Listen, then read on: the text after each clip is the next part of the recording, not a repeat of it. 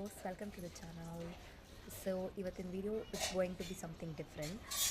ಇವಾಗ ನಾನು ಕೆಲವೊಂದು ಫೋಟೋಸ್ ಹಾಕ್ತೀನಿ, ಅದನ್ನು ನೋಡಿ ನೀವು ಹೀಗೆಲ್ಲ ಮಾಡ್ತೀರಾ ಅಂತ ಕಮೆಂಟ್ ಸೆಕ್ಷನಲ್ಲಿ ತಿಳಿಸಿ. ಓಕೆ, ನಿಮ್ಮಲ್ಲಿಂದ ಟೇಪ್ ಕಟ್ ಮಾಡೋದು, ಚಿಪ್ಸ್ ಪ್ಯಾಕೆಟ್ ಕಟ್ ಮಾಡೋದು, ದೊಡ್ಡ ದೊಡ್ಡ ನಟ್ಸ್ ಕಟ್ ಮಾಡೋದು, ನೇಲ್ ಬೈಟಿಂಗ್ ಮಾಡೋದು, ಸೋಡಾ ಬಾಟಲ್ಸ್ ಓಪನ್ ಮಾಡೋದು, ಚಿಕ್ಕ ಮಕ್ಕಳು tiffin box geometry box open ಮಾಡೋದು, chocolate packet, sauce packets open ಮಾಡಿದ್ರೆ ಏನಾಗುತ್ತೆ ಗೊತ್ತಾ, ಅಲ್ಲಿ ಈ ಥರ ಮುರಿಯುತ್ತೆ.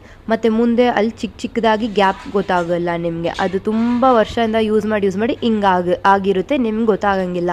ಸಮ್ಟೈಮ್ಸ್ ಕ್ರ್ಯಾಕ್ ಬೀಳುತ್ತೆ ಅಲ್ಲಲ್ಲಿ, ಆವಾಗ ನಿಮಗೆ ತುಂಬ ದೊಡ್ಡ ಪ್ರಾಬ್ಲಮ್ಸ್ ಆಗುತ್ತೆ.